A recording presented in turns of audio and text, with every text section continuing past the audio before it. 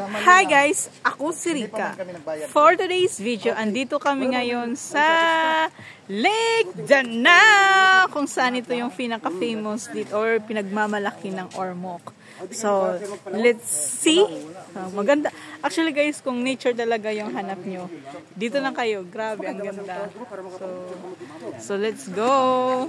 So guys, welcome visitors, Lake Danao Camping Ground. Ibig sabihin, pwede din mag-camping.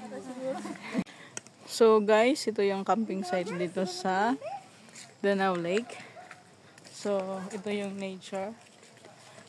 Ito na. So, yun guys. Andito na tayo. Pababa na tayo sa lake. Pababa na tayo sa taas. Yeah, bababa na po tayo. So, we are all excited here.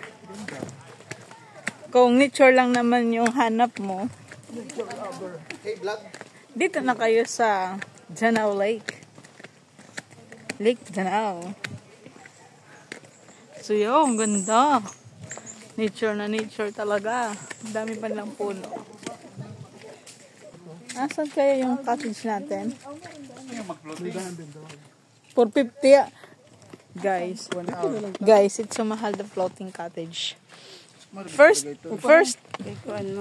hour is 450.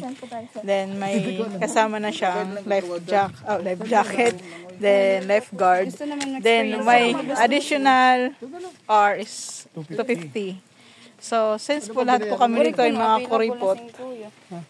So dito na lang kami sa mga steady cottage. Hindi. Kaya di ba may gimbayadan na cottage? Wala. Wala pa. Hindi din. Floating cottage naman yung water cottage. Water cottage. Saan ang water cottage? Yan na yun. Ang floating cottage. Ang water cottage. Ganda. Yan na lang sa water cottage. Guys. Dali na. Mag-picture na. Dali na lang yung baon, sir. So, yun na. Pupunta tayo dun sa water cottage. Let's go. Miss Ellie. Ay! It's 700 cottage. Ay! Ay! Yeah, we are floating. Doon kami? Sige. Ikaw mo? Hello. So guys, Dito lang, ma'am. it's floating. Ako na ako din. Pero pwede mo na daw magpa-picture din. Dire kami pwede din. Hindi, ma'am. Dito man yung mula ka mamaya pa. Guys, Lake Danao po kami. Yeah. Yes. So guys, ito pala yung baon namin. Maskara ng baboy and atay. Sugba-sugba lang. At guys, alam niyo naman, kusinera, ako ang dakilang tagahiwa at kasama ko si Sir Joey. Guys, at meron po tayong konting ito po yung food namin. Latu. Nilalamas na po ni Sir Joey. Side dish. At ayan, hinalo-halo na ni Sir. And then, I'm going to try lato.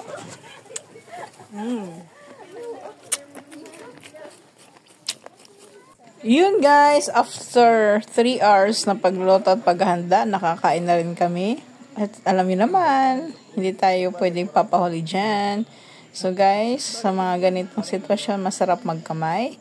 Then yun, so kailangan ko muna, hindi naman masyado. So, I need to get some foods. So, lato. Then, sinugba na isda. Then, and mascara na sinugba. So, guys, kakain na kami, guys. Ang rasa. No, pangaging kamot. At syempre, guys, busog na. Kailangan natin magpatunaw at lumukso. So, yun, guys. Ang lamig-lamig, guys, ng tubig. At ang sarap swimming dahil umuulan, hindi masyadong mainit sa panit. Pabalat pala. So yun guys, karasa magpalutaw-lutaw. So yun guys, so hindi namin afford yung floating cottage kung saan pupunta dun sa gitna ng lake. So dyan lang kami sa gilid. Pero pwede naman maligo. So, lahat kami ay, hindi pala kami lahat. So, kami ay naligo na. Then, nag-rent kami ng kayak for $250 per hour. So, masaya na rin. Lahat kami nagka-experience, langoy, mag-boating, mag-kayat-kayat. Kayak.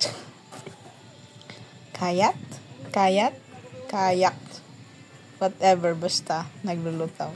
So, yun guys. Kaupay lang langoy. So, kailangan pala dito guys, laging naka-life jacket. Bawal maligo pag hindi naka-life jacket. So, nasita yung kasamahan ko dahil tinanggal. So, yun guys, Lake Danau.